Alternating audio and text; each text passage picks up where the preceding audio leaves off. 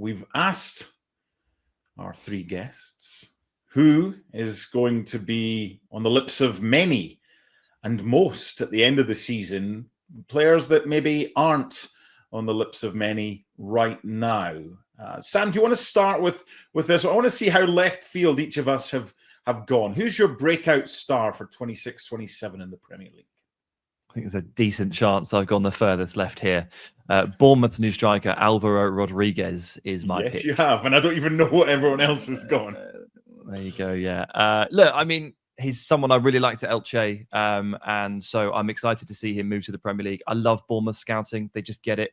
They're so good at identifying players that can hack it in the Premier League, that can hack the physicality and can come in and do the job.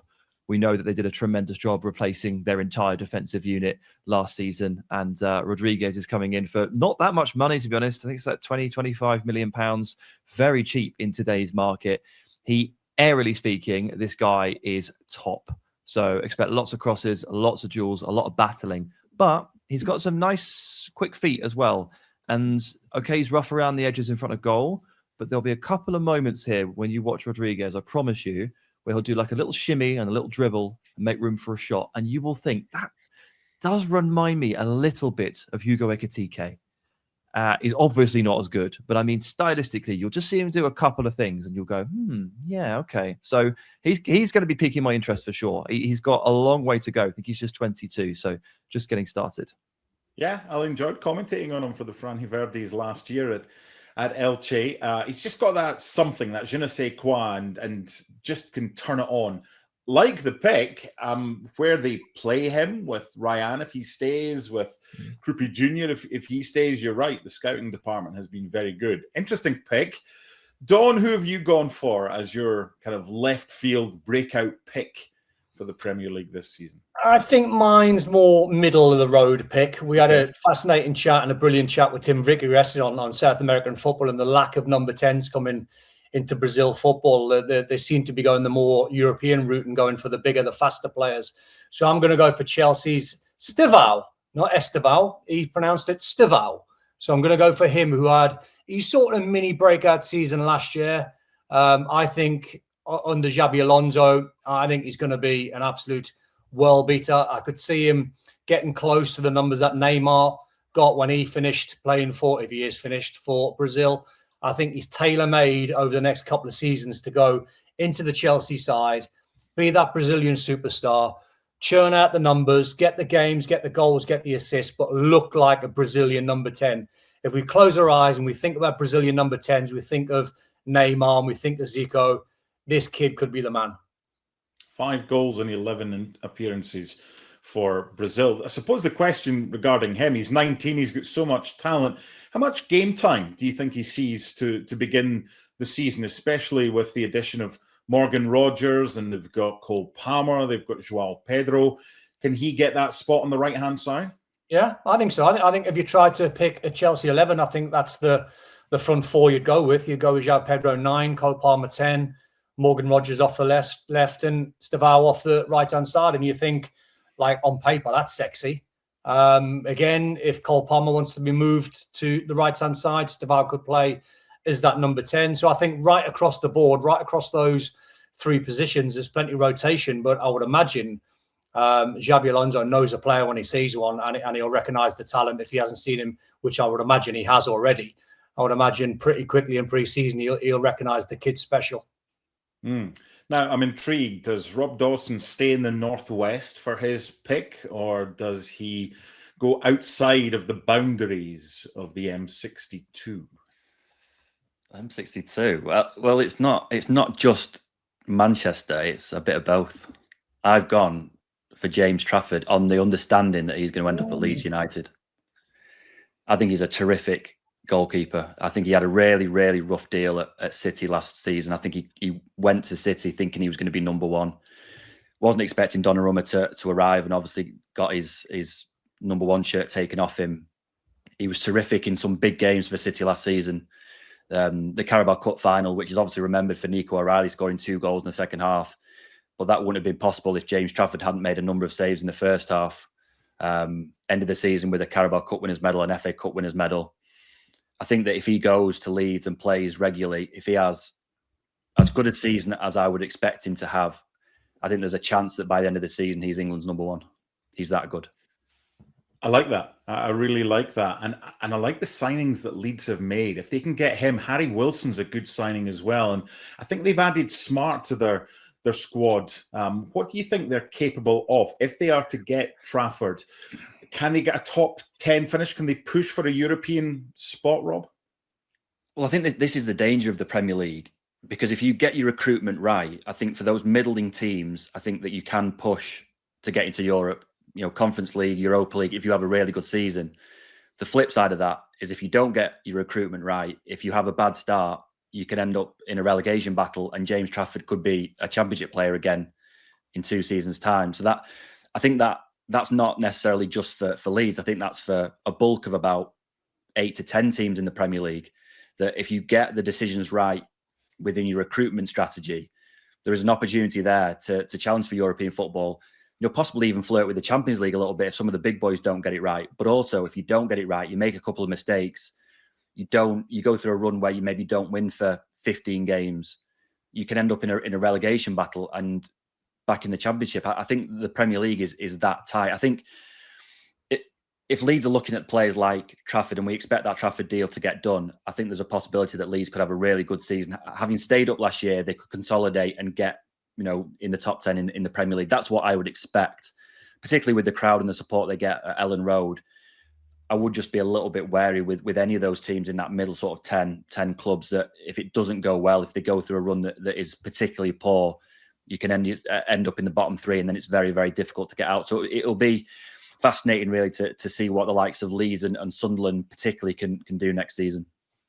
You're starting to sound a bit like Sam there. No easy games and tough midweek trip to Hull away from home. I get that. I just enjoy watching Leeds, and hopefully they do well. So Trafford's a really good pick. I've gone for someone who has kind of swapped Spurs for Brighton, not Van Hecke, who's gone the other way. I've gone for a 19-year-old massive centre-back. He's strong, he's powerful, he can pass the ball. He cost a club record 46 million from Spurs. His name is Luka Vuskovic, the centre-back who was on loan at Hamburg last season, having joined Spurs from Hajduk Split for 12 million. He's everything you want from the modern-day centre-back. He's a big threat in the opposition box, a goal scorer, a very good passer of the ball. He's tall, he's strong, and he's powerful. And as a fantasy Premier League player, I think he's a steal at 5 million to go along with Phil Foden at just 7 million. You've got to take 1 or 2 risks in that game. So that's him going to Chelsea in 2 years' time then? Dude, no, it's 12 months' time. Uncle Tony Bloom will do the business. Maybe a season on loan at Hearts to help us with our conference and Champions and Europa League campaigns.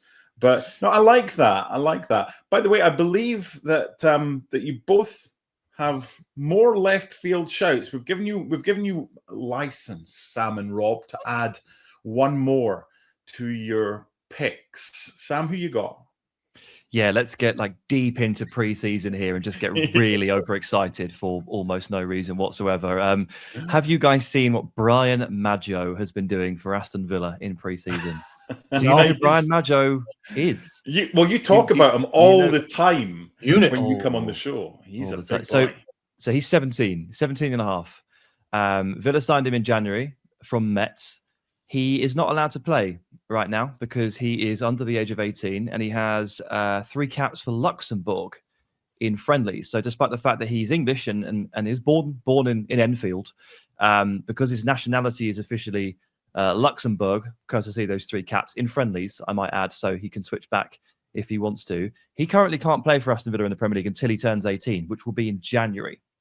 So he's got an appeal in with CAS, and we're waiting to see if there can be some extenuating circumstances applied to get him going a little bit earlier, so for this season. And if so, he'll make the squad because Unai Emery's got him training with the team and he really likes him, and he is firing in goals in pre-season. This guy is absolutely huge. So whether it's in August or January, Brian Maggio will suddenly burst onto your screen and steal your attention, and you won't you won't have a clue what you're watching. Honestly, it's remarkable. Is he the modern day version of a player you used to have posters of on your wall when he played for Villa between 89 and 91, Ian Ormondroyd? Oh, what a name that is. I'm so sorry, Mark. It's slightly before my time. I know. I'm just saying, surely your parents would have told you about Ian Ormondroyd. Hutch, you remember that? Yeah, absolutely, I remember him. Yeah, absolutely, I remember him. About 9 foot tall. He was 6'5", and Maggio is 6'4", so he's certainly one that we can look forward to seeing come January if he's unsuccessful with his appeal to Cass to play for Villa. But every time you're on the show, Sam, before we start recording, you always try and get a mention for Brian Maggio. So I really hope he's not a dud. Rob, who have you got as your really ridiculously left field? Here's one I made earlier pick. Well, I've gone for a player who's even younger. JJ Gabriel at Man United is only 15 years old. Now, he wasn't eligible to play in the Premier League last season. He is eligible to play this season if selected. He's trained with Ruben Amorim when he was United manager. He's trained with Michael Carrick. He was taken to Norway for a friendly against Rosenborg with the first team squad on Friday. He was the under-18s Premier League Player of the Year last year, despite being 14 at the start of the campaign. He's an attacking midfielder, likes to play centrally. I think if he's going to play in the first team, we may see a situation like with Max Darman where he starts out wide, and if he makes the grade, then he'll move inside. There's an awful lot of excitement around him at Man United. Lots of Man United fans are already well aware of him. They watched him play in the Youth Cup final against City at the end of last season.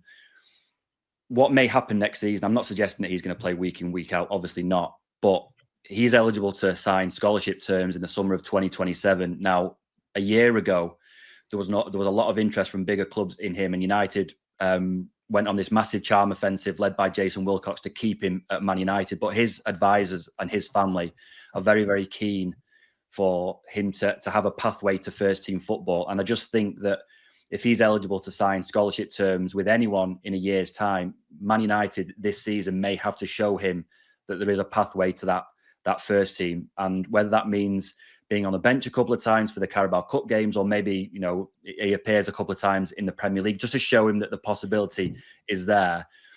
I think that may happen. The talent is obviously there. First team, and Carrick has already seen him a lot in training. As I said, Ruben Amorim brought him in, was the first manager to bring him into first team training. I'm not suggesting that he's going to end the season as the PFA Young Player of the Year or anything like that. But I think that in terms of making a name for himself in front of a wider audience this season may be it for JJ Gabriel. He's certainly one to look out for. Yeah, saw some of his clips of the way he can dribble.